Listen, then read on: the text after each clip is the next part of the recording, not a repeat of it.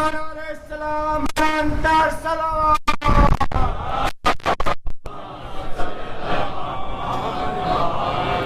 ایک سورہ فاتحہ حضرات مرحوم شاہد نقوی صاحب کے لیے پڑھتی ہے۔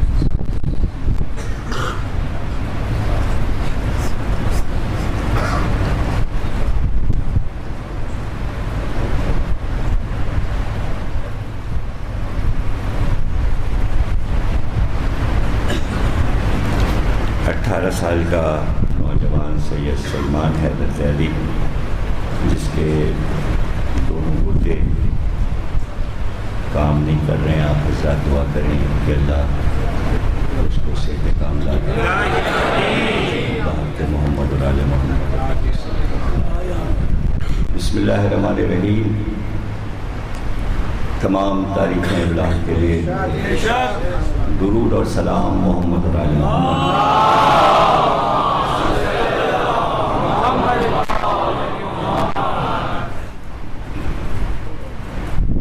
اس مجلس اعزا کو منسوخ کیا گیا پاکستان کے بہت بڑے شاعر ممتاز برسندگار جناب شاہد نقوی، جیسا کہ آپ نے شاعر حسین شاعر صاحب اور عباس زیدی صاحب سے اور موئی فاضلی صاحب سے اور نقوی صاحب سے سوال فرمایا کہ ان کی عمر 95 سال صرف مدح اہل بیت میں گزری، اور دنیا کا کوئی بھی کام کوئی شغل ان کو نہیں تھا۔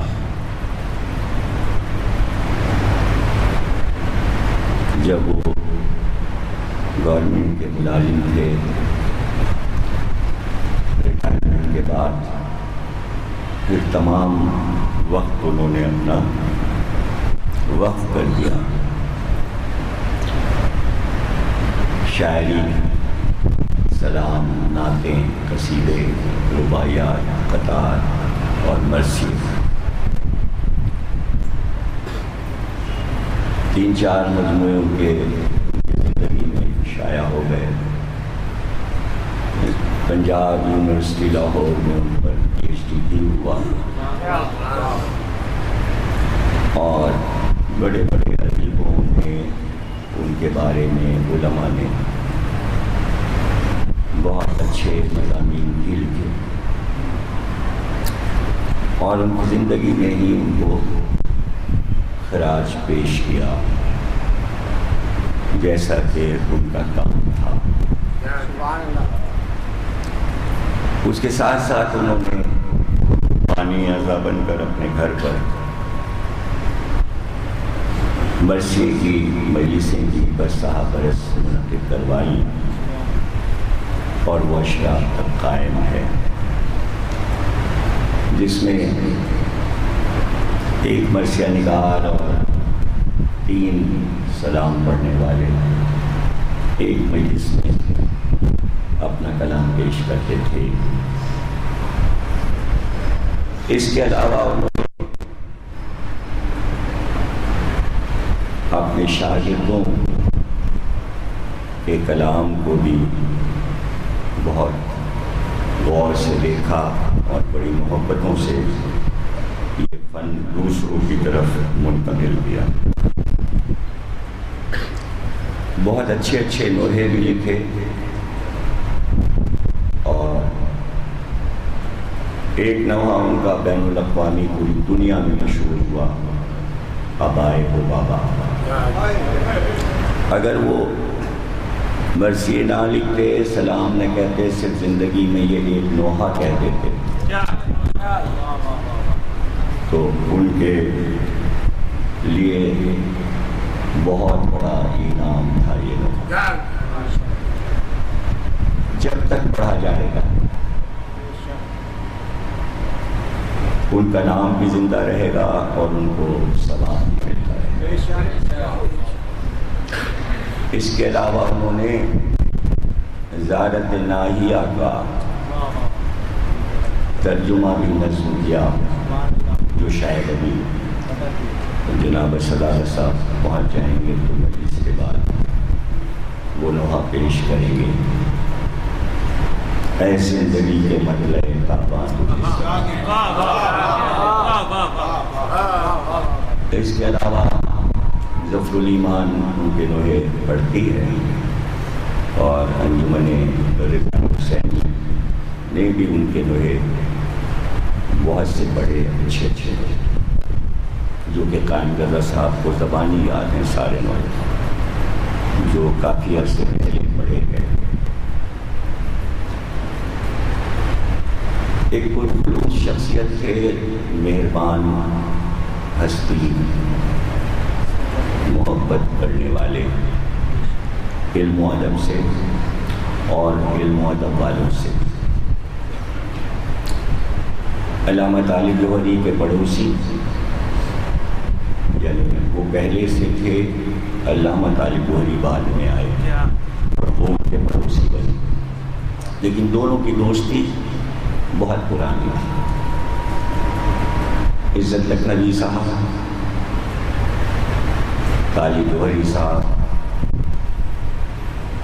یہ وہ ہستیاں تھیں کہ جو بیٹھ کر علم و ادب کی باتیں کرتے تھے۔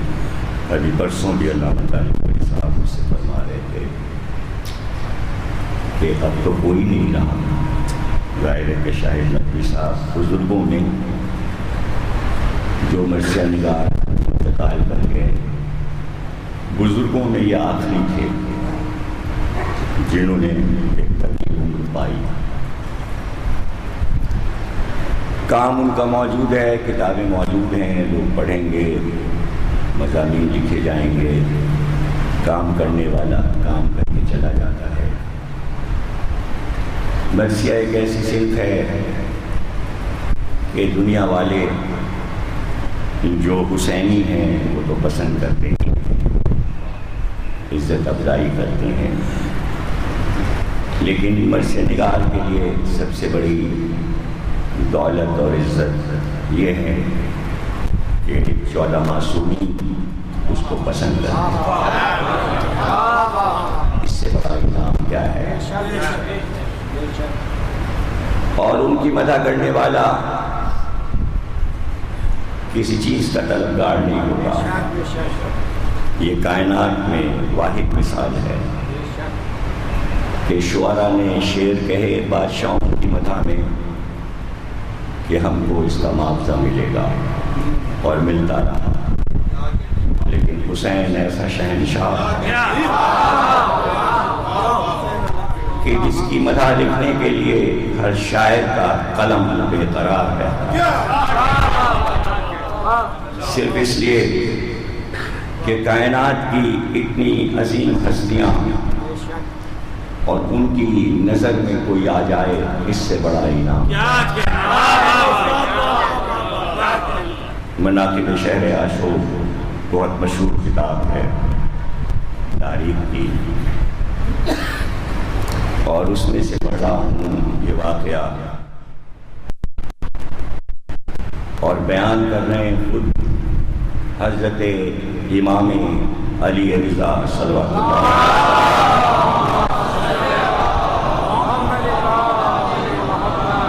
اپنے اصحاب سے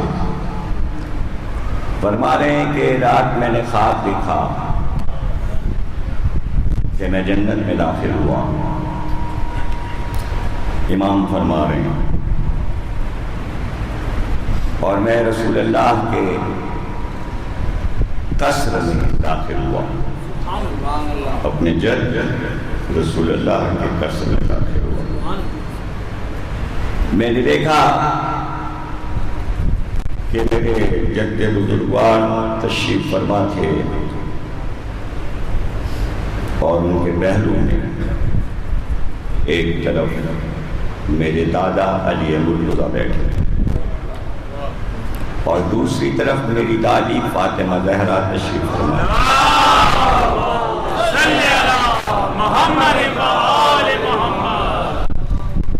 میرے جد امام حسن اور امام حسین بھی تشریف لائے،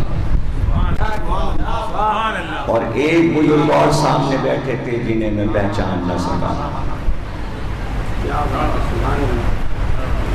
معصوموں کی بزم میں کوئی ایسا بیٹھا ہے جس کا ذکر امام میرے جد رسول خدا نے جیسے ہی مجھ کو دیکھا مسکرائے اور کہا اچھے وقت سے آئے، آؤ میرے پاس بیٹھو۔ میں اپنے بزرگوں کے پاس بیٹھ گیا اور پھر رسول خدا نے مجھے مخاطب کیا، کہا یہ سید اسماعیل حمیری ہیں، مرثیہ نگار۔ آج ہم نے خصوصی طور سے ان سے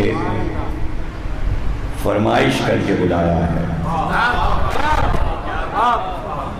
اور ہم نے ان سے فرمائش کی ہے کہ انہوں نے میری بیٹی فاطمہ کے لیے جو اشعار لکھے ہیں وہ سنائیں۔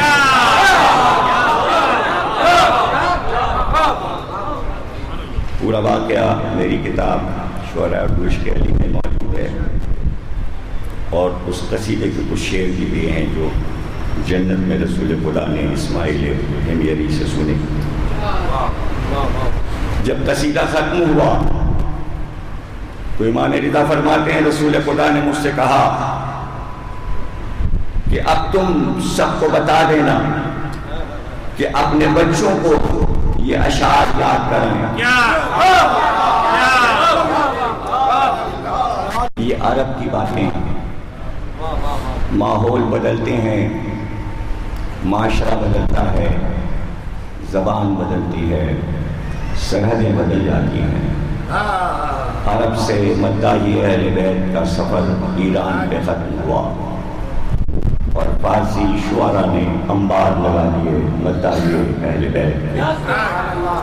کیا حافظ شیرازی اور کیا سعدی اور کیا ثنائی اور کیا تاج اور کیا عمر خیام، اپنے جگر کے ٹکڑوں کو جوڑ کر ان شعراء نے ایک عظمت کے ساتھ فارسی زبان میں اہل بیت کی ثنا کی، اور مداحی بھی آج پڑھتے ہیں لوگ جو سر سنتے ہیں کہ کن کن رخوں پر نظر تھی، کون کون سی آیات، کون کون سی حدیثیں اہل بیت کے سلسلے میں انہوں نے اپنی شاعری میں پیش کی، اور کتنی کیفیت تھی سرشاری کی مولا علی کی مدح کرتے ہوئے۔ رکتی نہیں ہے زبان بیان اور شاعری، سفر جاری ہے عرب سے ایران اور ایران سے ہندوستان، اور ایرانی بادشاہوں نے ہندوستان میں قدم رکھا تو فارسی بولتے ہوئے آئے تھے، لیکن مقامی زبانوں نے انہیں مجبور کیا کہ ہم کو بولو، اور پھر دیکھتے ہی دیکھتے ہندوستان کی زبانیں عربی اور فارسی میں اس طرح ملی جیسے کھچڑی میں دال اور چاول مل جاتے، ایک دوسرے سے گلے مل رہے تھے الفاظ، اور ایک نئی زبان سر اٹھا رہی تھی جس کا نام ہے اردو۔ 1000 برس پہلے اس کا آغاز تھا، اور ابھی میں لندن یونیورسٹی میں تقریر کر رہا تھا اردو کانفرنس کے سلسلے میں، تو میرے سروے کے مطابق، جو کہ ظاہر ہے کہ پرانا سروے تھا، میں نے کہا ورلڈ میں 7ویں نمبر پر اردو ہے، تو سب ناراض ہو گئے، کہ آپ کو نئے سروے کا پتہ نہیں ہے، 3رے نمبر پر اب ہے۔ اردو زبان اس وقت دنیا میں 3رے نمبر پر ہے، اور ہمیں کوئی احساس کمتری نہیں ہے اگر 7ویں پر تھی اور 3رے پر آئی ہے۔ تو پہلے نمبر پر انگریزی ہے. اب دور نہیں ہے اردو کا سفر کہ انگریزی کو آنکھیں دکھا کر کہے کہ یہ ہم ہیں، لیکن اردو کو یہ عزت، اردو کو یہ عظمت، اردو کو پرعزم بنانا اور اس کے سفر کو جاری رکھنا واحد ایک صنف کا کام ہے. اس کا نام ہے مرثیہ. غزل نے اردو کو نہیں مشہور کیا، مثنوی نے مشہور نہیں کیا، مرثیے نے پورے ورلڈ میں اردو کو منوا لیا. اس کی وجہ بھی میں آپ کو بتا دوں، اس لیے کہ شاعری کا فن یونان سے شروع ہوا، یونان سے شروع ہوا اور اتنا ترقی یافتہ فن تھا یونانی شاعری کا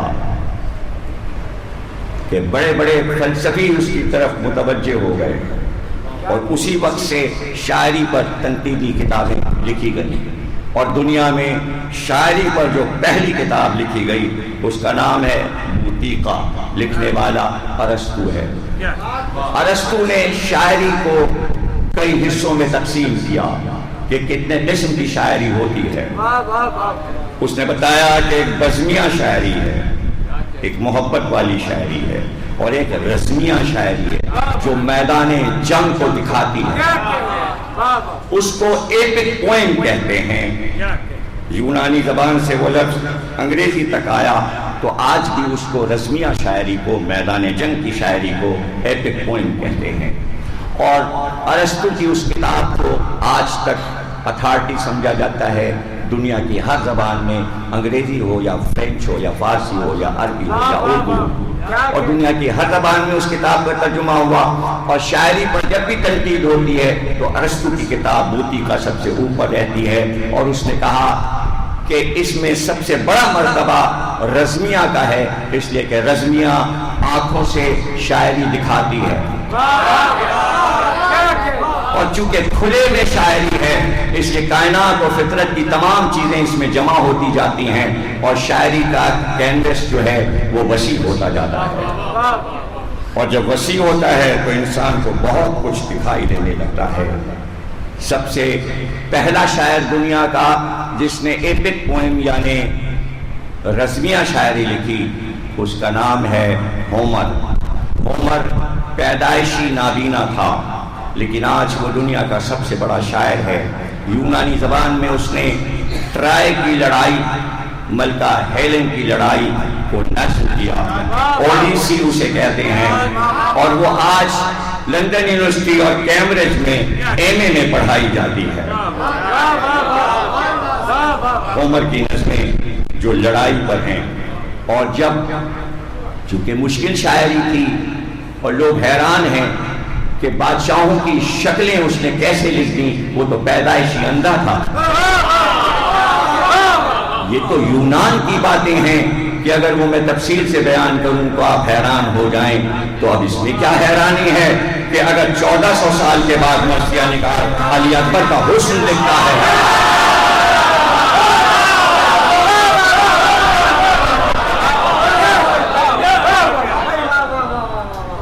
مجھے اپنے سامعین پر پورا اعتماد ہے کہ سورہ الحم کی تفسیر ہو رہی ہے، اور چونکہ آج ایصال ثواب کی مجلس ہے، موضوع تبدیل ہوا ہے، تو ایسا نہیں کہ ہمارے سامعین کے دماغ الجھ جائیں، بلکہ وہ انہیں معلوم ہے کہ تسلسل جاری رہے گا.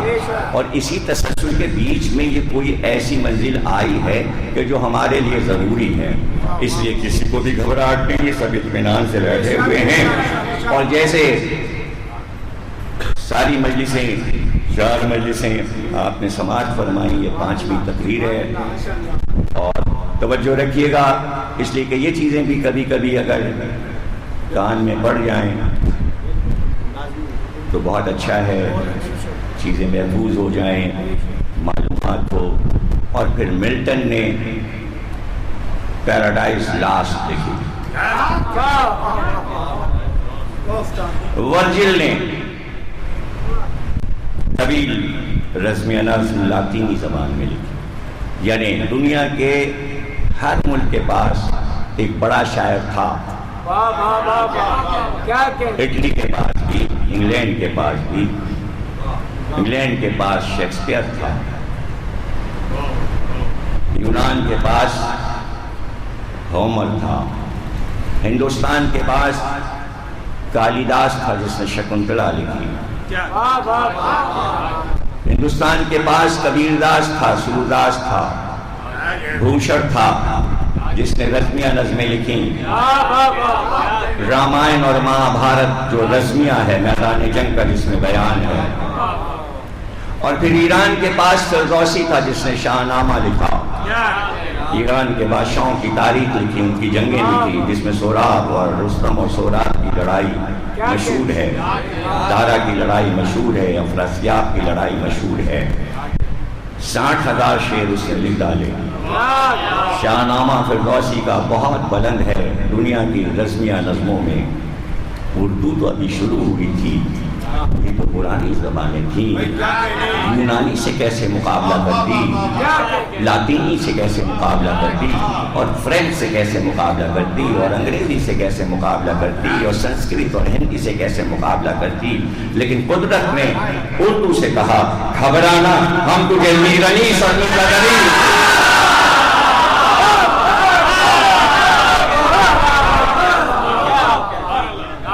جیسا کہ ابھی محب فاضلی نے کہا کہ اب حملے ہوتے ہوتے ذوالجناح پہ, علم پہ, تابوت پر, تو اب انیس و دقیق پر بھی ہو رہے. یعنی جو کچھ آپ لیے بیٹھے ہیں سرمایہ, اس کو تتر بتر کرنے کے لیے یاجوج ماجوج زمین پہ بھیج دیے گئے.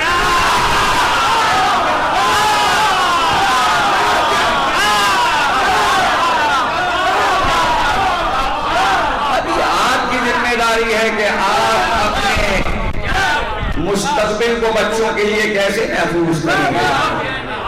ہم نے تو اپنی عمر گزاری, ہم تو بہت خوش ہیں کہ دوست بھی اچھے ملے, ادب والے لوگ ملے. حجت الاسلام دل صادق صاحب تشریف فرما ہیں, بہترین مرثیہ نگار شاعر ہیں, مرثیے چھپ چکے. اب انہوں نے بچوں میں شاعری منتقل کر لی. یعنی بزرگوں نے جب اپنے کام کو مکمل کر لیا تو سفر کو آگے بڑھا دیا. تو ہم نے تو سفر آگے بڑھا دیا بھیا. اب یہ لڑائی ہمیں نہیں جھیلنی ہے, ہمیں جو جھیلنا تھا ہم جھیل چکے. یہ لڑائی تم جوانوں کو لڑنا ہے.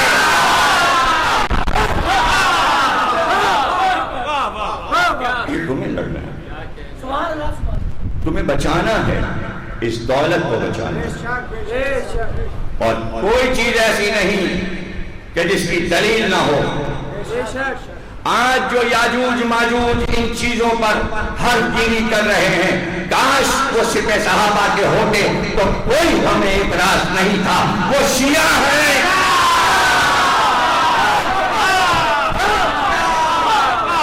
افسوس تو اس کا ہے, افسوس تو اس کا ہے کہ یہ کیا ہوا. یہ تو کبھی خواب میں بھی نہیں سوچا تھا کہ ایسا بھی ہوگا کہ میر انیس اور مرزا نبی اور مرثیہ نگاری پر منہ بنائے جائیں گے, اس کی مخالفت ہوگی. تو آج کر دوں دلیل کے لیے, اور زندگی بھر اسے اپنے سینوں پہ لکھ لیجیے. بعد کربلا سید سے لے کر امام زمانہ تک سب نے مجلسیں کی ہیں اپنے گھر میں, لیکن عالم کو نہیں بلایا.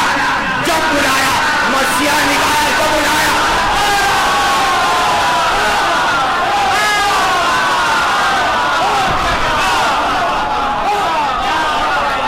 منبر بنوایا ہے امام جعفر صادق نے, اپنی مجلس میں رکھوایا ہے صرف مرثیہ نگار کے لیے.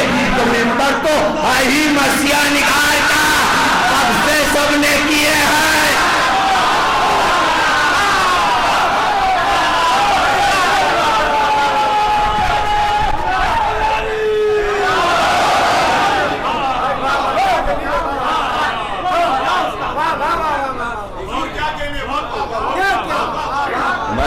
وفاداری تاریخ میں حدیث میں لکھا جاتا ہے. کیا لکھا جاتا ہے؟ آل محمد کی پسندیدہ شاعری. ارے نہیں ہلکے پڑ گئے آپ. آل محمد کی پسندیدہ ذاکری مرثیہ.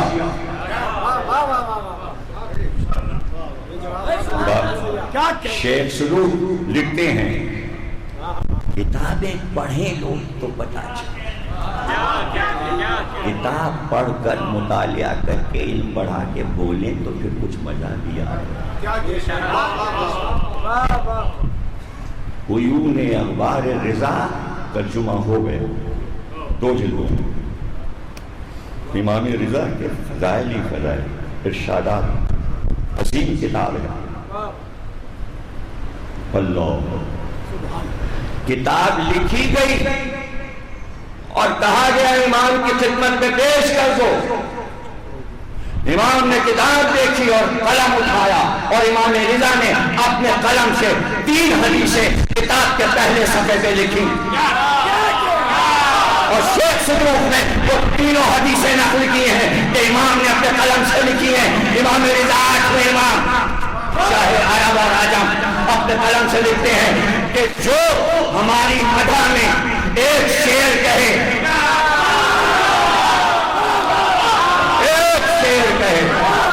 اس پر جنت واجب ہے. اپنے قلم سے لکھا ہے.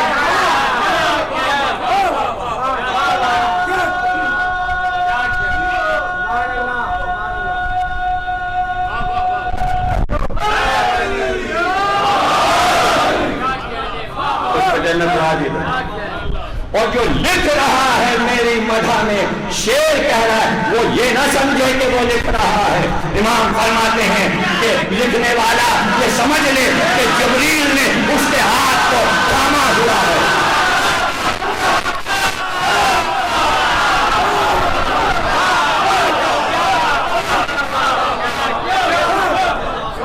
جبریل نے روح القدس نے اس کے ہاتھ کو تھاما ہوا.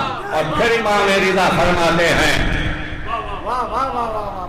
کہ ہماری مدح میں جس نے ایک شعر کہا ہم جنت میں اس کے لیے ایک مکان بنوا دیتے ہیں.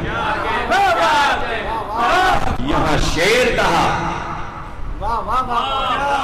دیکھیے 2 مصرے جب لکھے جائیں گے پہلا مصرع دوسرا مصرع اسے عربی میں کہتے ہیں بیت. یہ شعر کا نام بیت کیوں ہوا؟ بیت کے معنی گھر دینے والے اہل بیت.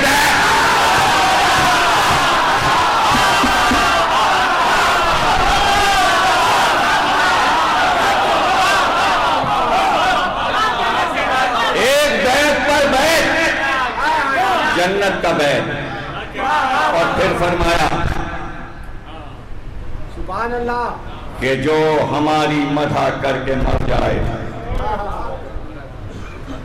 جب وہ جنت میں آئے گا تو اس کے استقبال کے لیے ملائکہ مقربین آگے بڑھیں گے. انبیاء مرسلین اور اولیاء اس کا استقبال کریں گے. ارے دنیا میں بھی عزت دی آخرت میں بھی عزت دی. اور جو لوگ عزت دار بنے ہیں ذرا وہ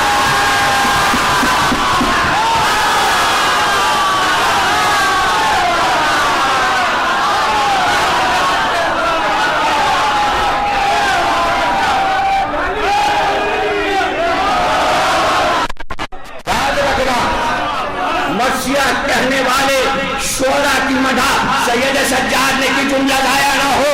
محمد باقر نے مدح کی, جعفر صادق نے مدح کی, موسی کاظم نے مدح کی, امام رضا نے مدح کی, محمد تقی نے مدح کی, علی نقی نے مدح کی, حسن عسکری نے مدح کی.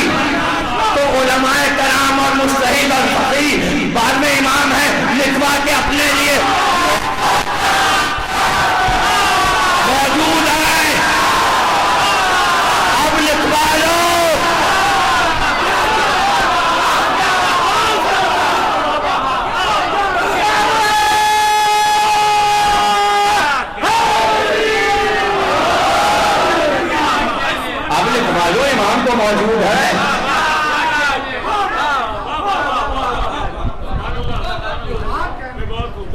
خبیر صاحب امام زمانہ پہ مرثیہ لکھ رہے تھے، تو اس میں حدیث بیان کرتے ہوئے کہا کہ میں تو بہت آخر کا مرثیہ نگار ہوں، پتہ نہیں امام کے لشکر میں مجھے کہاں جگہ ملے گی۔ تو کہتے ہیں کہ جب امام مہدی آئیں گے تو جتنے مداح گزر چکے شعراء سب کا دستہ لیے ہوئے جبریل آئیں گے۔ جبریل مداح خانوں کا دستہ لیے ہوئے مہدی کے ساتھ ساتھ پہلا مصرع پڑھا ہے میں نے، اب دوسرا پڑھوں گا کہ خبیر کیا کہہ رہے ہیں۔ خبیر لکھنوی کہتے ہیں جبریل مداح خانوں کا دستہ لیے ہوئے اور میں ان بزرگوں کا دستہ لیے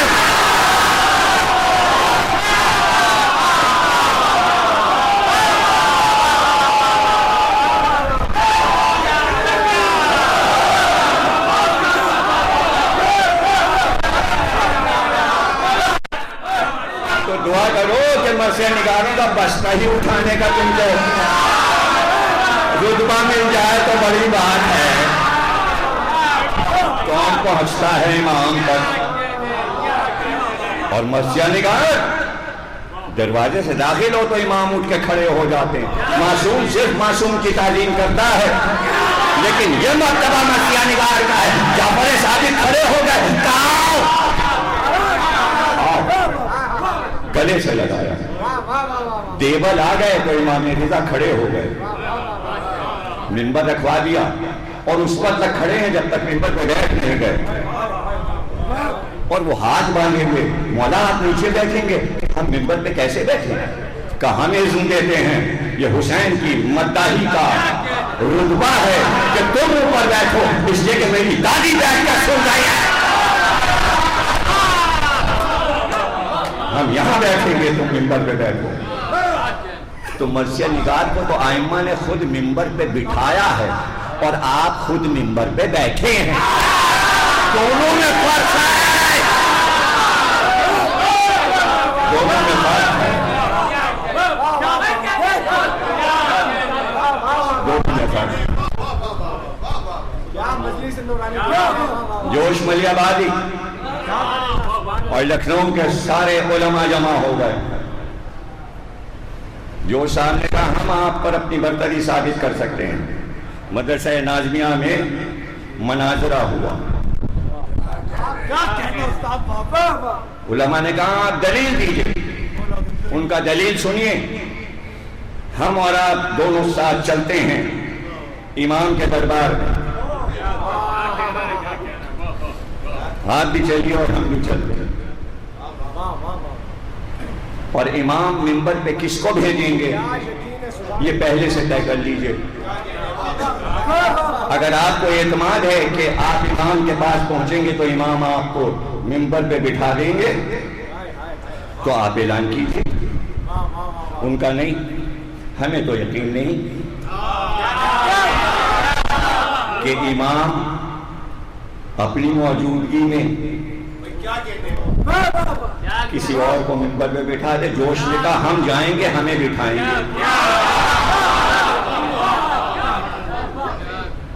انہوں نے کہا آپ کے پاس کیا دلیل ہے؟ دلیل سنیے، آپ جائیں گے اور اگر آپ کو منبر پہ بھیج دیا تو آپ منبر پر جا کے یہی تو کہیں گے قال رسول اللہ، تو بات شروع کریں گے، تو امام کہیں گے میرے دادا کی طرف سے میرے سامنے تم بولنے والے کون؟ میں بیٹھا ہوں اور کالا۔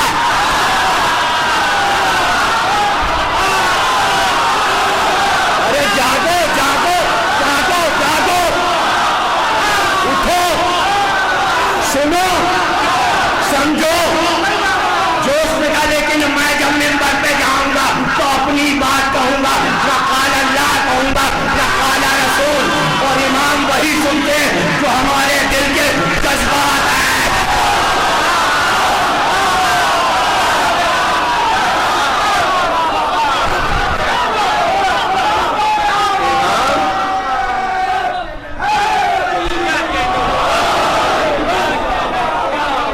امام اپنی حدیث آپ سے نہیں سنیں گے،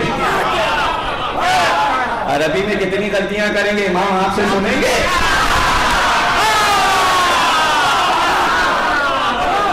سے سنیں گے امام مہدی حدیث. اچھا کتابیں آپ نے پڑھی نہیں شیخ صدوق کی؟ شیخ مفید کی کتابیں پڑھی نہیں؟ کتنی حدیثیں یاد رہیں؟ ایک دوسرے سے سن کے یاد کی ہیں نا. کتابیں کہاں دیکھی؟ کتابیں دیکھتے تو آج یہ بحث کیوں ہو رہی ہوتی؟ کتاب کسی نے نہیں پڑھی. جس نے پڑھی ہے اس کے چہرے سے آشکار ہو جاتا ہے اس کی کتاب پڑھی ہے. وہ جو ہے نا اپنے جذبات، یہ کیا ہیں اپنے جذبات؟ وہی تو ائمہ سننا چاہتے ہیں. ایک مشہور شاعر عرب میں تھا، اس کا کام تھا مرثیہ کہنا. جو مر گیا امیر، مرثیہ کہہ دیا اس کو پیسے مل گئے. بعض مرثیہ اس کے مشہور ہو جاتے تھے. کیا ہیں دل کے جذبات؟ کیسے سمجھوں؟ دکھائے تھوڑی جاتی ہیں. کوئی مثال ہی تو دوں گا نا، جبھی تو آپ سمجھیں گے. اس کا بھائی مر گیا. یہ واقعہ شبلی نعمانی نے موازنہ انیس و دبیر میں لکھا ہے، جو ایم اے میں پڑھائی جاتی ہے، اردو ایم اے میں. کراچی یونیورسٹی میں پڑھائی جاتی ہے، دنیا کی ہر یونیورسٹی میں ایم اے میں یہ کتاب پڑھائی جاتی ہے. اور اس کے دوسرے ہی صفحے پہ یہ واقعہ لکھا ہے. تو کتاب شروع ہوئی اور یہ واقعہ لکھا ہوا ہے. گھبرانے کی بات نہیں، لکھنے والا سنی ہے. ندوہ جو ہے سنیوں کا ایک مدرسہ ہے، ندوۃ العلماء. وہاں کے شبلی پڑھے ہوئے تھے، بنسبت ہے وہاں کے شبلی نعمانی ندوی اہل سنت بزرگ. انہوں نے الفاروق بھی لکھی، انہوں نے موازنہ انیس و دبیر بھی لکھی. وہ لکھتے ہیں یہ واقعہ. اس کا بھائی مر گیا تو اس نے مرثیہ لکھا. تو لوگوں کو زبانیاں تو لوگ پڑھ کے روتے تھے. بھائی تھا شاعر کا، مگر لوگ جب وہ مرثیہ پڑھتے تھے تو روتے تھے. اسی زمانے میں حضرت عمر کے بھائی مر گئے، زید بن خطاب.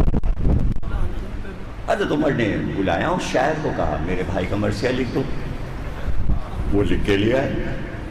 انہوں نے پڑھا، ان کا کیا پھس پھسا مرثیہ لکھا ہے.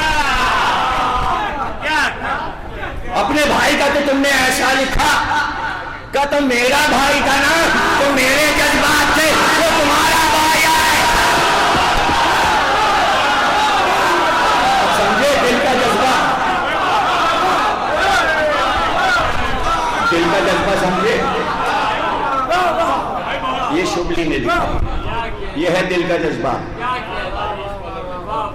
مرثیے دنیا کے لیے لکھے گئے، لیکن جو حسین کے لکھے جاتے ہیں اس کا جذبہ ہی کچھ اور. اپنا غم، ہر ایک کا اپنا غم. ہڑبون ہو گئی، ایک مصیبت ہو گئی. مدینے میں مجمع لگ گیا، باغی آ گئے، اور پھر قیامت یہ ہوئی کہ قتل کر کے رہے، بزرگ کو قتل کر کے ظاہر ہے کہ شہادت ہو گئی. لوگوں نے ابو ہریرہ سے کہا مرثیہ لکھ دو، مرثیہ لکھو. انہوں نے عربی میں مرثیہ لکھ دی. اب جو مرثیہ آیا لوگوں نے سر پیر کیا، اس لیے کہ مرثیے کا مطلع انہوں نے یہ دیا تھا کہ شیخ کے مرنے سے امت پر مصیبت آ گئی. مرثیے کا مطلع سنا رہا ہوں. مطلع یعنی پہلا شروعات. شیخ کے مرنے سے امت پہ مصیبت آ گئی، لیکن مجھ پہ دوہری مصیبت آئی. ایک تو ہمارے شیخ مر گئے، دوسرے اس ہڑبون میں میرا جو چمڑے کا بستہ تھا وہ کھو گیا، میرا تھیلا کھو گیا. دل کے جذبات جو دل میں ہے وہی تو قلم سے نکلے گا. اسی لیے سوا حسین کے کسی قتل ہونے والے کے عالم میں مرثیے نہ لکھے جا سکے. قتل تو بہت ہوئے مگر حسین کے مرثیے 1400 سال سے لکھے. شہادتیں تو بہت ہیں، اس لیے کہ دل میں جذبات نہیں ہوتے. یہ شرف صرف حسین کو ہے کہ شیعہ لکھے یا سنی، مرثیہ حسین کا ہی لکھے گا. اور جب اسے پتا ہے اس سے بخشش بھی ہوتی ہے، تو بخشش کی ضمانت بھی مرثیہ نے دے دی.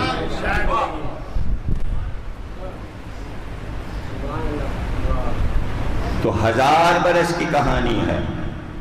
قلی قطب شاہ بادشاہ ہے گولکنڈہ، مرثیہ نگار شاعر، بڑا بادشاہ تھا لیکن مرثیہ کہتا تھا. پھر اس کے دربار کے شعراء غواصی اور وجید اہل سنت تھے لیکن مرثیہ کہتے تھے. تاریخ بڑھی، بیجاپور کی حکومت میں بادشاہ بیجاپور کا شاہی نے مرثیہ لکھے. پھر اس کے عہد کے مرزا نے سب سے زیادہ مرثیہ لکھے. دیکھتے ہی دیکھتے 100 سال کے اندر یہ منظر پیش کیا تاریخ نے کہ گجرات کی ایک مسجد میں عاشور کے دن ایک وقت میں 10,000 مرثیہ نگار بیٹھے ہوتے تھے اور شب عاشور سے مرثیہ نگاری شروع ہوتی اور شام غریبہ ختم ہو جاتی اور شعراء پڑھتے رہتے تھے. 10,000 مرثیہ. اب اس وقت 25,000 مرثیہ نگاروں کے مرثیے تو میرے کتب خانے میں. دکنی مرثیے اور پھر دہلی کی حکومت شروع ہوئی جسے کہتے شمالی ہند، تو وہاں کے شعراء نے مرثیے لکھنے شروع کیے. حاتم مرثیے لکھے، سب اہل سنت، کوئی شیعہ نہیں، لیکن سب مرثیے لکھتے ہیں حسین سے اور عاشور کو پڑھتے ہیں. اور تاریخ میں یہ ہے کہ بادشاہ سنی ہو یا شیعہ، جب مسلمانوں نے ہندوستان میں تخت بنایا اور حکومت شروع کی تو اول سے آخر تک ایک حکومت کے آئین میں بات داخل تھی کہ جب لشکر باہر نکلے گا دارالحکومت سے تو پورا لشکر اپنے ساتھ کاغذ اور لکڑی کی تیلیاں ساتھ رکھے، اس لیے کہ نہیں پتا جنگ کب ختم ہو اور راستے میں محرم آ جائے تو اپنے تعزیے تمہیں خود بنانے ہیں اور جنگ روک کر خیمے میں تعزیہ رکھنا. ایسے میں مرثیہ نگار شعراء لشکر کے ساتھ کیے جاتے تھے کہ اگر عاشور آ گیا تو مرثیہ کون پڑھے گا. تو بیرم خان جو سپہ سالار تھا مغلوں کا، ہمایوں کا اور اکبر کا، وہ خود مرثیہ ترکی زبان میں کہتا تھا اور جب محرم آ جاتا تو جنگ روک کر کمر کھول کر تلوار پھینک کر بیٹھ کر اپنے خیمے میں مرثیہ پڑھتا اور رونا شروع کر دیتا. 10 دن گزریں گے تب جنگ کریں گے. بیرم خان بڑا سپہ سالار، بڑا شاعر، بڑا مرثیہ نگار. وہ بابر کا دور ہو یا ہمایوں کا دور ہو. لوگ کہتے بابری مسجد، وہ مسجد نہیں ہے، وہ ہندوستان کا پہلا امام باڑہ ہے. امام باڑے پہ قبضہ کر کے اسے مسجد بنایا گیا. علم پٹے اس میں اب تک لگے ہوئے ہیں. تصویریں دیکھ لیجئے، نیٹ پہ پڑی ہوئی ہیں. نیٹ کھولیے، بابری مسجد کھولیے، آپ کو سارے علم بابری مسجد کے نظر آ جائیں گے.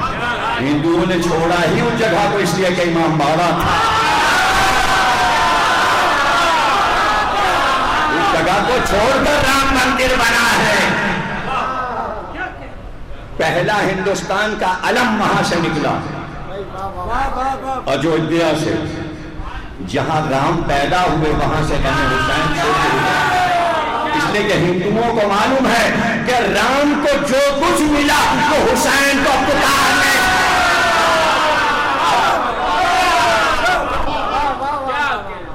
یہ جتنی بھی تاریخ کتابیں ہیں، رامائن پڑھیں گے نہیں تو آپ پھر اس نام سے ہی لوگ بہت چکے ہوتے ہیں اور کہانیاں بنتی ہیں لفظ رام سے. کیونکہ علم نہیں، جہالتیں پروان چڑھ رہی ہیں. اس سے بچاؤ اپنے دماغوں کو. یہاں تو تاریخ کھلی پڑی ہے، کیا یونان، کیا اٹلی، کیا مصر. بتاتا چلا جاؤں حسین کا سفر کیا ہے، حسینیت کا سفر کیا ہے. آپ یہی سمجھے کراچی میں محرم ہوتا ہے، بس یہی ہوتا ہے. کائنات میں حسین گونج رہا ہے. سینکڑوں ملکوں میں دیکھ کے آ رہا ہوں گا. حسینیت کی شان دیکھیے. میرا تو چشمدید ہے. چونکہ لوگوں نے دیکھا نہیں، سنا نہیں، اس لیے ہر چیز کو مذاق بنا لیتے ہیں۔ کب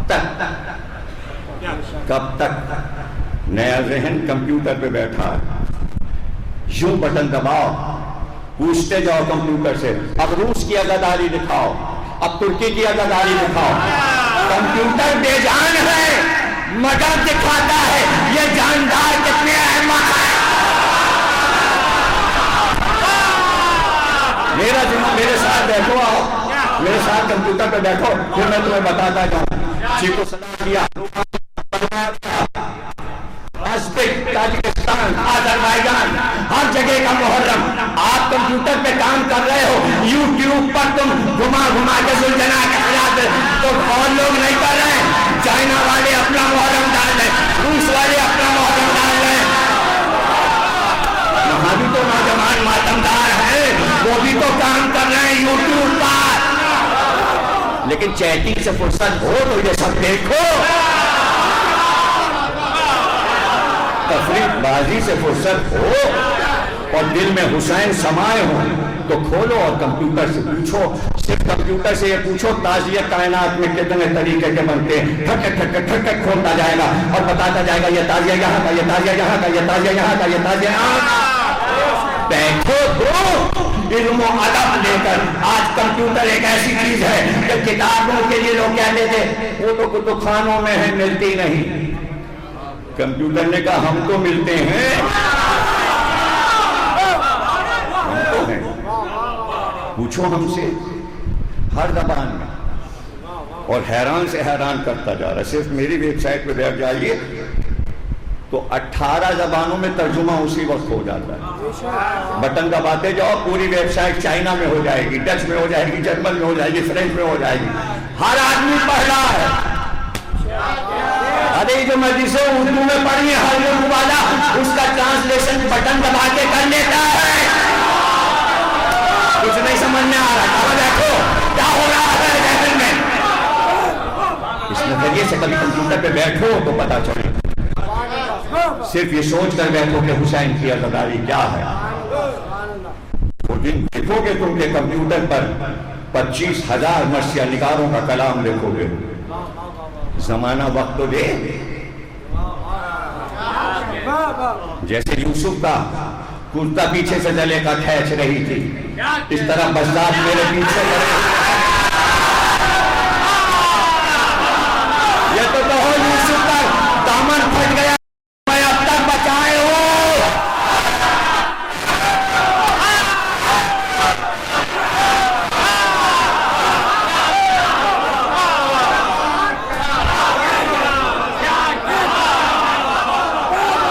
دامن بچا کے نکل جاؤ میرے بھائیو، اس لیے کہ حسینیت کا کام کرنا ہے۔ کائنات میں تبلیغ ہوگی تو حسینیت سے، جگمگا رہا ہے کسی کا نام تو وہ حسین ہے۔ دنیا پکار رہی، اس لیے جو اس نے کہا تھا انسان کو بیدار کو ہونے دو، ہر قوم پکارے کہ ہمارے ہیں حسین۔ قومیں بیدار ہو رہی ہیں اور پکار رہی ہیں حسین حسین حسین۔ ہابسن اینڈ جابسن ایک لغت ہے، ایک ڈکشنری ہے، اسے اٹھا کے دیکھو، اس میں بتایا ہے کہ دنیا کے ہر ملک میں حسین کو کیسے پکارا جاتا ہے۔ اپنی زبانیں، اپنے معاشرے، اپنا ملک، اپنی قومیں، حسین محدود نہیں ہیں۔ عرب والے یہ سمجھ رہے تھے ہم حسین کا نام مٹا رہے ہیں، حسین نکل گئے عرب سے۔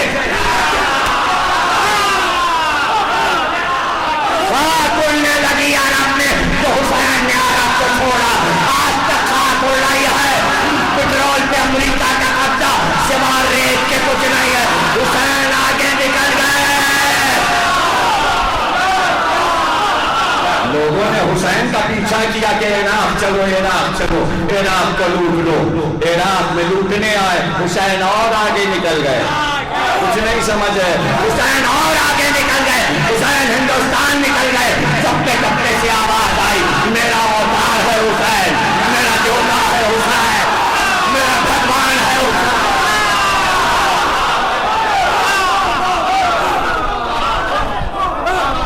حسین۔ حسین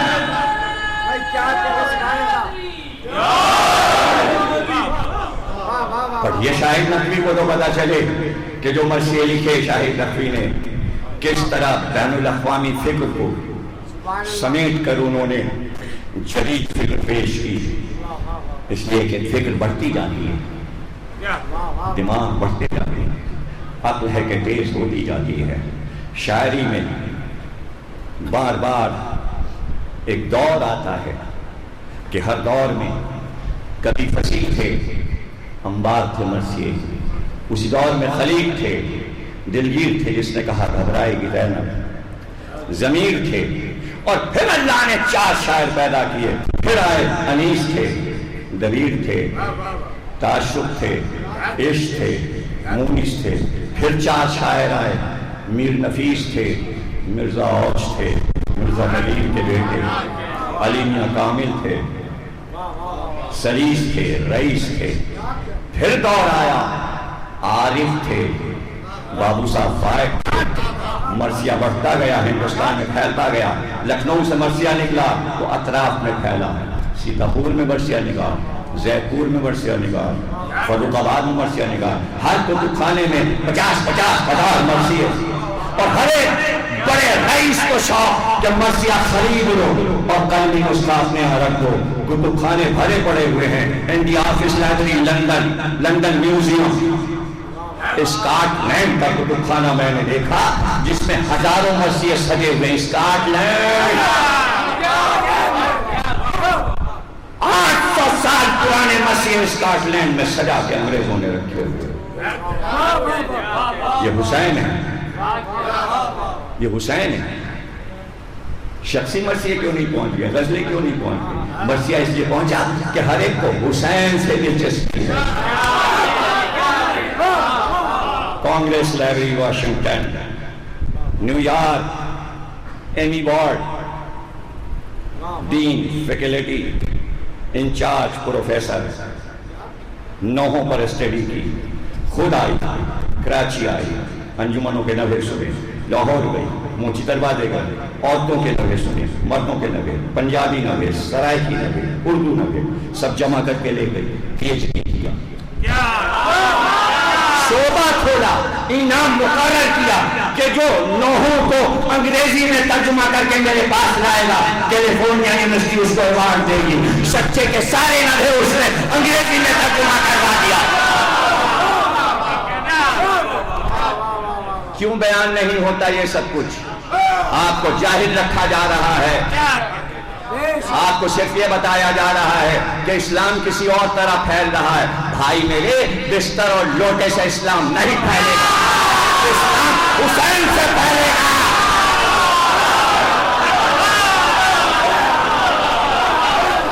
اسلام حسین کے نام سے پھیلے گا.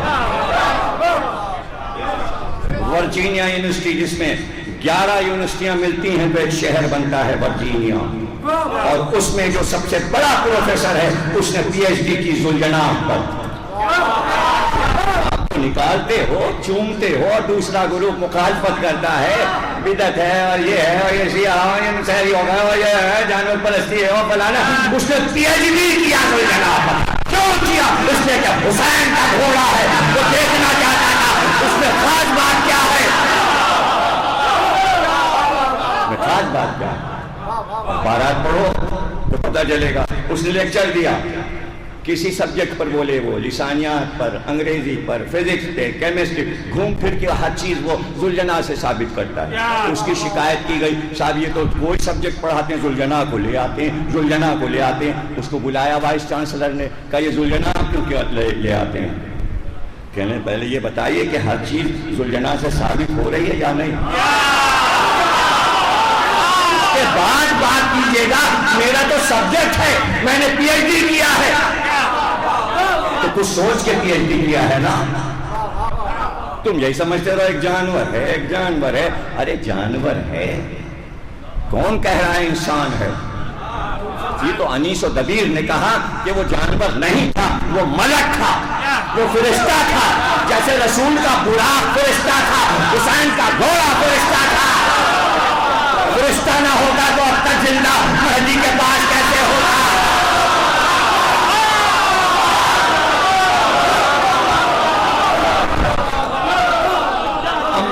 لگا دیے مرثیہ نگار شعراء نے گھوڑے اور تلوار کی تعریف میں، اور وہ شاعری کی، وہ شعر کہے کہ آج بھی دنیا دنگ ہے اور پریشان ہے، اور ایسے نکتے کہ انیس کہہ دیں کہ ذوالجلال نے فخر کیا کربلا میں، ناز اس پر ہے کہ بار امامت اٹھائے ہوں،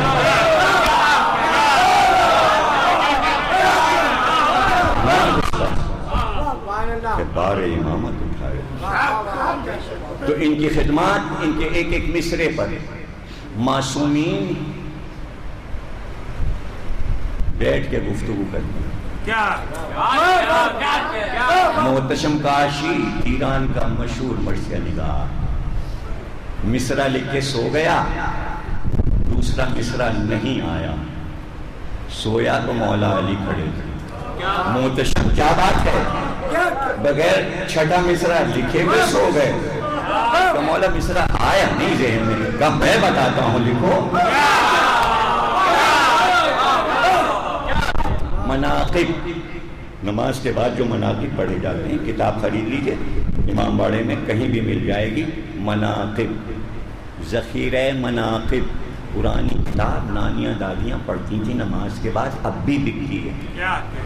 نماز کے بعد جو وظائف پڑھے جاتے ہیں، اسی میں محتشم کاشی کا ہائے ہائے، اور وہاں نوٹ لکھا ہوگا یہ مصرع مولا علی نے دیا۔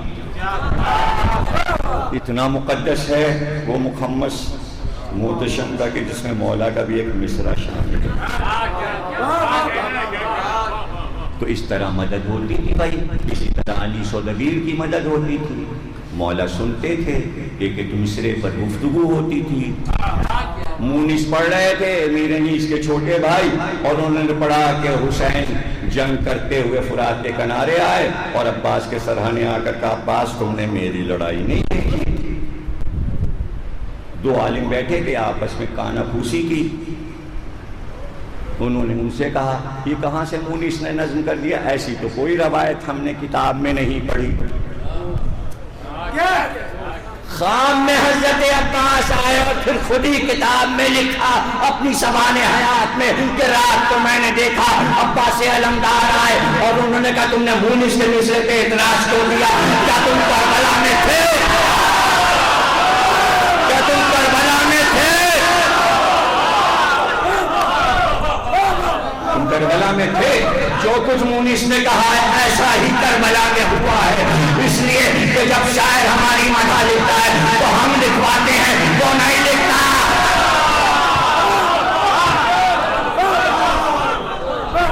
تو بھائی میرے مرثیہ نگار شاہد نقوی صاحب کو اللہ درجات عطا کرے، چونکہ مرثیے سے متعلق تقریر ہے چند بل میں آخر میں جوش ملی آبادی کے پڑھتا ہوں۔ آج کل پانی کا بڑا مسئلہ ہے، اور پانی کراچی میں جو ہے چونکہ لائٹ نہیں ہے اس لیے پانی کا بھی مسئلہ ہے، مگر ہائے پانی، ہائے پانی، ہاں اے سب ہائے تباہ شب تار سے نکل، اے فکر سوئے آب خضر گنگنا گزر، اے دل کے نغمہ بار برستی گھٹا میں تھل، اے چشمہ تخیل برگافری ابل، جس میں ہو رقص و رنگ و روانی کی داستان، اے دل کی آگ چھیڑ وہ پانی کی داستان۔ بھائی پانی خوش اضطراب و خوش انداز و خوش جمال، خوش آب و خوش خراب و خوش آواز و خوش لقال، شیریں قوام و شیشہ مزاج و گوہر خسال، سرشاری و شگفتگی و رقص و وجد و حال، اور سلمائے آب و رنگ کی تانے لیے ہوئے لاکھوں ہر ایک بوند میں جانے پانی پانی پانی، بھائی پانی پانی، چناب و رانی و گنگا و رود نیل، جوئے حیات و کوثر و تسنیم و سلسبیل، بھائی رکھا سے بے نظیر و غزل خان بے عدیل، موجی ہوا پہ ہم سر گل بام کے جبرائیل، دستے خلق میں ساغر زمزم لیے ہوئے، اور کلیوں کی خوابگاہ میں شبنم لیے کلیوں کی خوابگاہ میں شبنم لیے ہوئے، بھئی بہتی ہوئی نلی کی روانی کا جل ترنگ، مدوادیوں کے دل کی گرجتی ہوئی چمن، سبزے کی لہر، پھول کی خوشبو، دھنک کا رنگ، آہن میں ڈھلے ہوئے مدماتیوں کے انگ، اور یہ جو ان کو جنگ ہے برکھا کی رات میں، ان سب کی باغ دور ہے پانی کے ہاتھ،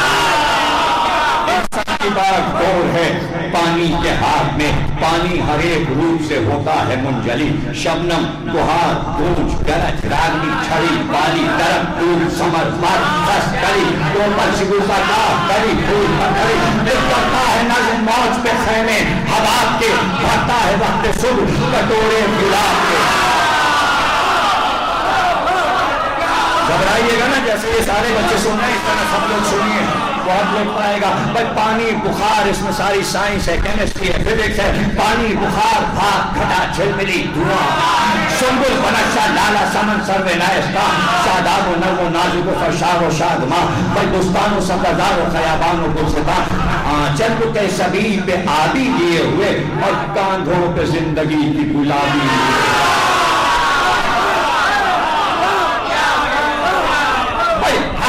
کے بے شمار پکھیڑے لیے ہوئے اور چھلبل کی شورشوں میں تھپیڑے لیے ہوئے، پرہور مد و جذب میں بیڑے لیے ہوئے، شاداب گھاٹیوں میں دریڑے لیے ہوئے، جھلمل فضا میں بال پریشاں کیے ہوئے۔ اب جس نے پھوار دیکھی ہے وہی سمجھ سکتا ہے کہ جیسے بال نے زلفیں بکھرا دی ہیں، جھلمل فضا میں بال پریشاں کیے ہوئے، بوچھار کی رقیق دلائی سیے ہوئے، بل پانی، پانی متائے کیف سرمایہ صبح، چہروں کے سو رگوں میں تھرکتا ہوا لہو، پیڑے مغا کی بس میں فرمانے ہاؤ ہو، بل پکے پھلوں میں شہد ہے، پھولوں میں رنگ و بو، سینے میں روئے سنبل و سوسن لیے ہوئے، بل چٹکی میں بادے صبح کا دامن لیے ہوئے۔ بھیگتی ہے صبح بھیگتی ہے، میں چھیڑتا جوان ترنگیں ابھارتا، رندوں کو سوئے ساغر و مینا پکارتا، مرتا لرستا گونجتا کپتا بہارتا، چنکھارتا تہارتا گاتا جگارتا، جھنکائے پائے ناز میں چھاگل بہار کی، پدھی کلوے نر میں آڑی بہار کی، بشاخوں کا ڈوچ ابر کی رو موتیوں کی آگ، مٹی کی جان گل کی مہر پہر کا شباب، ساغر کی آگ تیغ کا پانی سمن کی داغ، کر کے تو موجے سائے کا کھٹ جائے تو شراب، عروا میں اپنے تیرہ کے لکے بنے ہوئے، لیلائے برشگار کی چنری چنے ہوئے، بہوں کی گونج نہر کی سیاد راگنی، بیہو کی دھوم گنج کی سرشاد گلکشی، شویندگی و شوقی و شنگی و شاعری، رنگینی و روانی و رقص و حضور کی، کوئل کی کوک بول کی خوشبو لیے ہوئے، مدھرا پیالہ زمزمہ دارو لیے ہوئے۔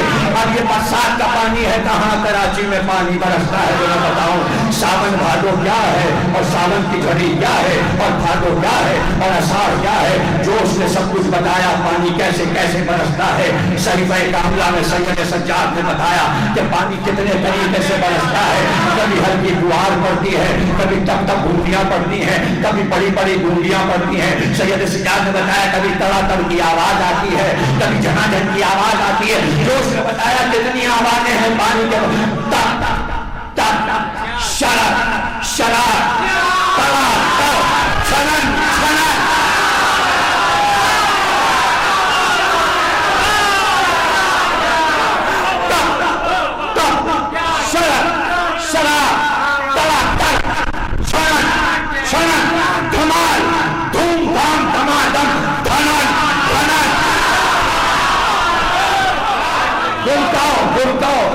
گول برستا ہے، جھومتا ہوا تھا گمکاؤ، روم جھوم جھما جھم جھنن جھنن، گھن گھن گرد گھماؤ، گھما گھم گھنن گھنن،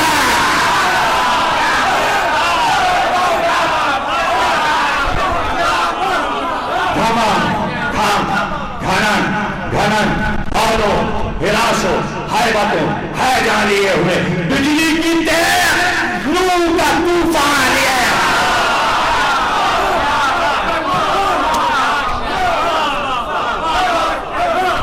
اور نہ برسے تو کیا ہو؟ اگر کراچی میں اتنی فوریزی نہ ہوتی تو اس سال برسات خود ہوتی۔ پانی روک لیا اللہ نے، ناراض ہے اللہ زمین سے، لہو بہت کی زمین، اور اگر پانی نہ برسے تو کیا ہو؟ خست کرے تو قحط سے عالم ہو بے قرار، اور گھر میں سخاوت ہو تو رمضان کے روزگار، دوڑے تو سادے نور جو بھاگے تو سوزے نار، کرکے تو برف ریت چھٹرے تو برف بار، ٹپکائے بوندیاں تو چمن بولنے لگے، اور پتھراؤ کا جو آئے تو رنگ بولنے لگے۔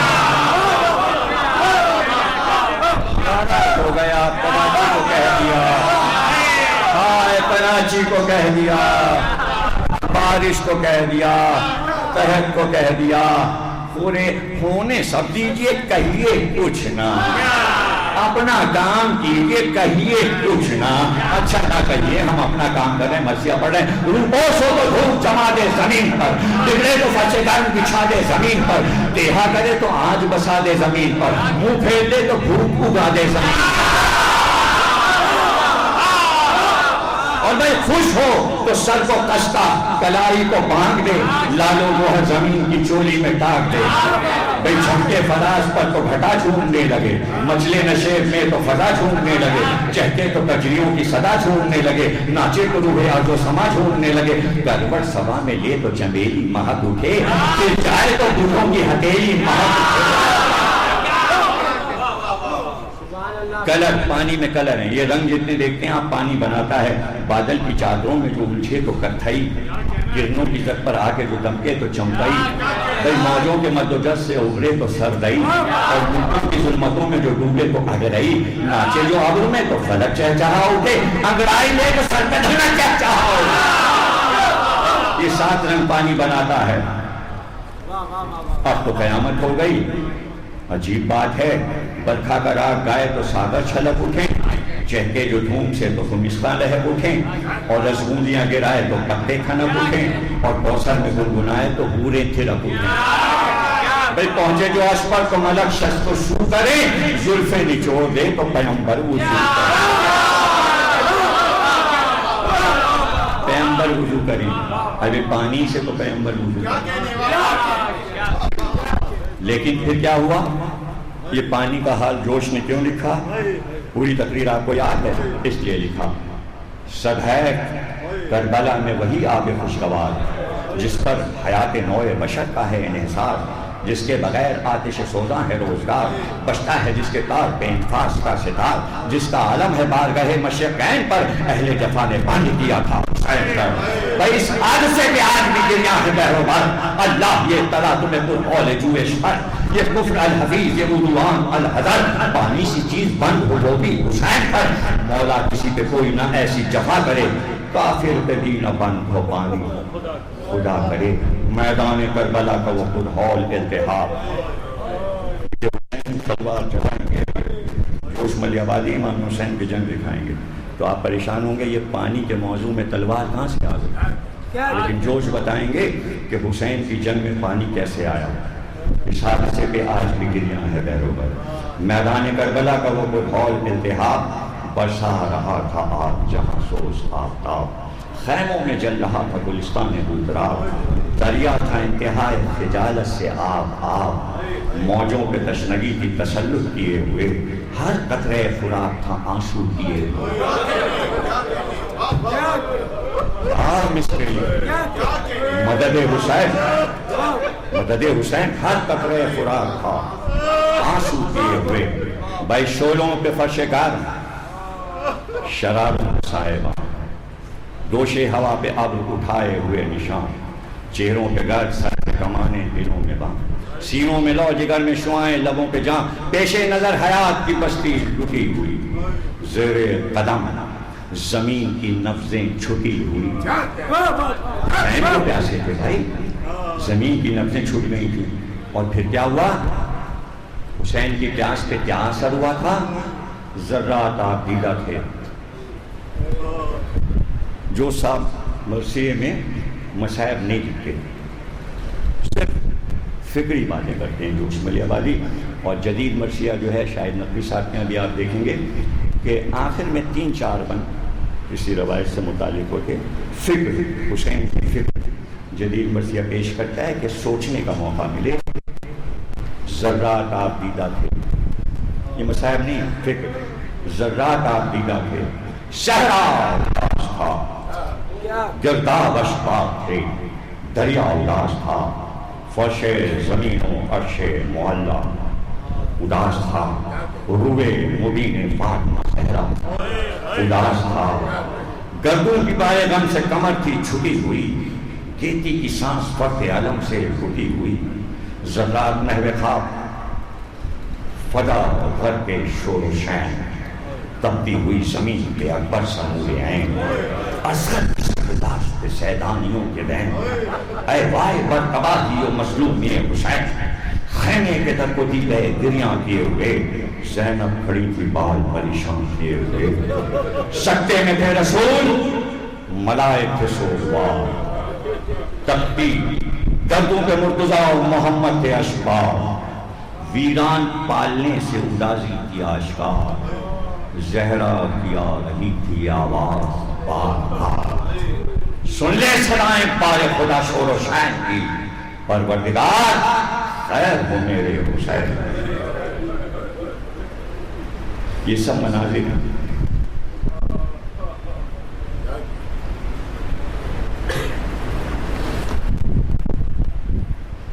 حسین نے خطبہ لیا، خطبہ نہیں نصب کے دوست،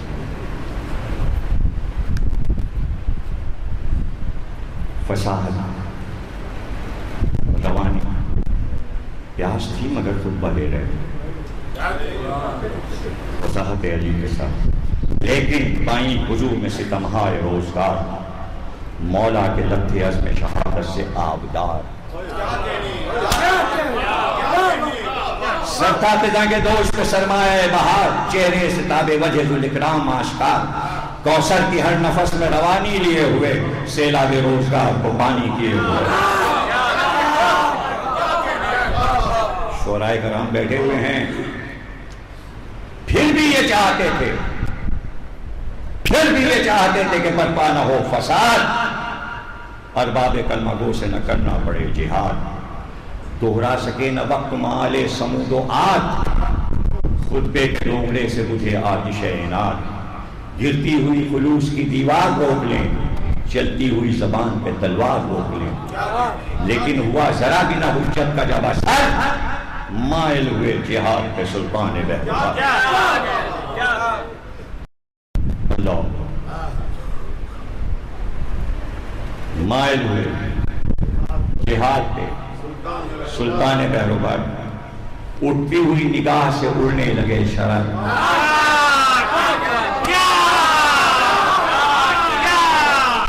اٹھتی ہوئی نگاہ سے اڑنے لگے شرر، چومے علی کی شان سے تلوار چوم کر، چومے علی کی شان سے تلوار چوم کر۔ اب دیکھیے گا مرثیہ، مرثیے کا رخ دیکھیے گا بھائی، جدید مرثیہ، جھومے علی کی شان سے تلوار چوم، بھائی گویا گھٹا کی اور سے بجلی نکل پڑی، ٹھہری زبانی آن سے تلوار، ٹھہری زبان، خطبہ ختم ہوا اور تلوار نکل آئی، شور رجس بلند ہوا، تار ہو گیا، لہجے سے گرم خوف کا بازار ہو گیا، روزے عروج شام شب تار ہو گیا،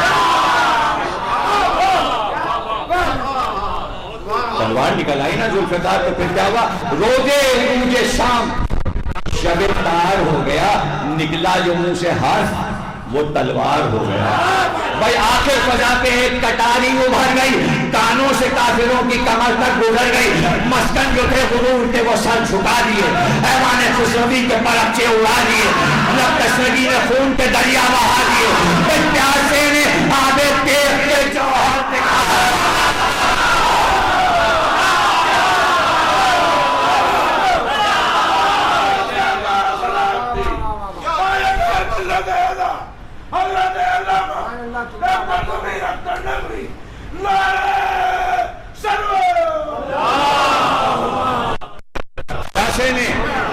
پیاسے نے آب تیغ کے جوہر دکھا دیے، لیکن حسین نے تلوار سے جو کام کربلا میں کیا ہے، شجاعت کا بیان ہوتا ہے، جوش نے ایک نئی بات بتائی، کہ حسین نے جنگ کر کے کیا کیا. یہ صرف اسی مرثیے میں جوش کے آپ کو ملے گا اور ابھی پتہ چل جائے گا کہ حسین کی جنگ نے کارنامہ کیا کیا, اور اسے سننے کے آپ تیار رہیے, اس لیے کہ وہ رزلٹ ہے کربلا کا. پیاسے نے آگے دیکھ کے جوہر دکھا دیے اور پھر بڑھتا دیار کفر میں کوہرام ہو گیا, دیوے فساد لفظہ براندام ہو گیا. فساد کا دیو تھرانے لگا, پل بھر میں ظالموں کے سفینے الٹ گئے, جو ہاتھ اٹھے حسین کی نظروں سے کٹ گئے, قوت میں جن کو ناز بہت تھا وہ لٹ گئے, سوئے حرم جو تیر چلے تھے اچٹ گئے, اہل جفا کی موت کا فرمان آ گیا, کشتے بلا میں نور کا طوفان آ گیا.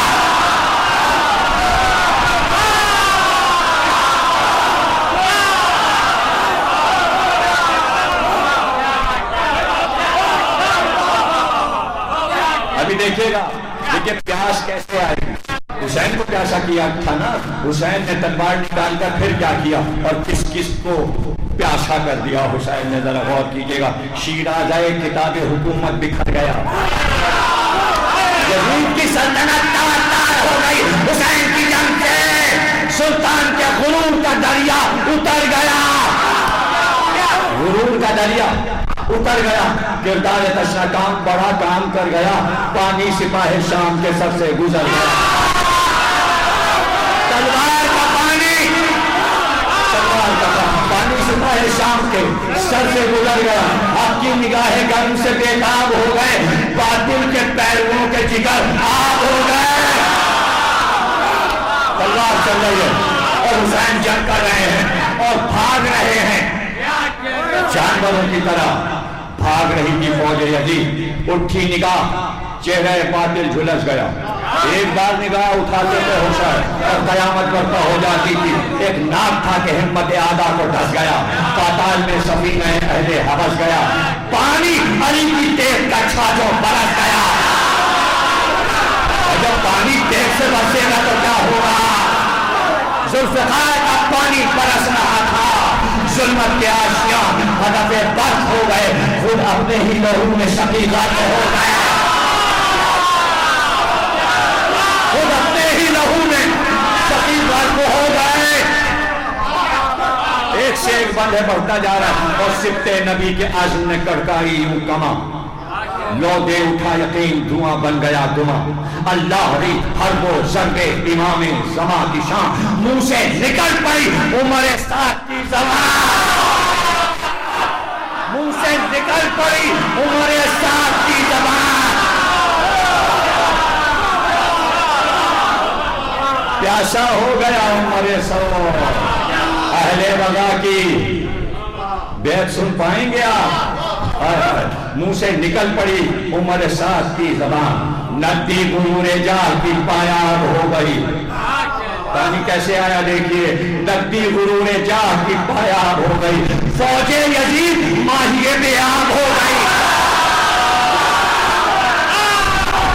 فوج یزید ماہی بیاب ہو, جیسے بغیر پانی کے مچھلی تڑپتی ہے. اور پھر کیا ہوا جب حسین جلال میں آئے تو پھر کیا ہوا, عرش جلال میں آیا, فرشتے جلال میں آئے, اللہ جلال میں آیا, فرشتہ غضب جلال میں آیا. اور جو اس نے نظم کیا, جب ہند کا فرشتہ غضبناک ہو گیا, ہند سمجھتے ہیں نا رحم و کرم کرنے والا فرشتہ, جب ہند کا فرشتہ غضبناک ہو گیا, پیاسوں کا خون شعلہ بے باک ہو گیا, ایوان شم میں آگ لگی خاک ہو گیا.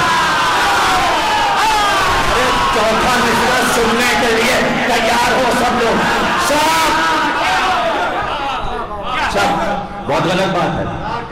میری تقریر بھی ایسے ہی سنو, مرنے والے شاعروں کے شعر بھی ایسے ہی سنو. یہ کیا طریقہ ہے؟ سب مل کے انوالو ہو جاؤ نا. ہاتھ اٹھانے میں کیا ہے, اچھی نہیں لگتی ہیں باتیں. چوتھے مصرے پہ اگر کوئی نہیں بولا میں دیکھ رہا ہوں, میں شاہد نواب کو اس کا نام دوں گا. میں سب کے نام جانتا ہوں, وہاں سے لے کے وہاں تک سب کے گھر کے نمبر. چوتھا مصرع سننے کے لیے تیار ہو جاؤ. سنو گے چوتھا مصرع, یہ جوش ملیا